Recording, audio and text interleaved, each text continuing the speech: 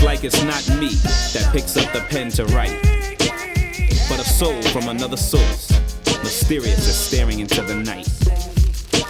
What's being written, I could never mastermind and be the brain behind a plan to restore light and give new eyes to the blind. I could never fill the shoes of any griot or poet around. No, not me. I'm not that profound. I'm just a brother with skin and bone, dominant genes and chromosomes. They're all that I'm not and more than I'll ever become. Not realizing what's being done.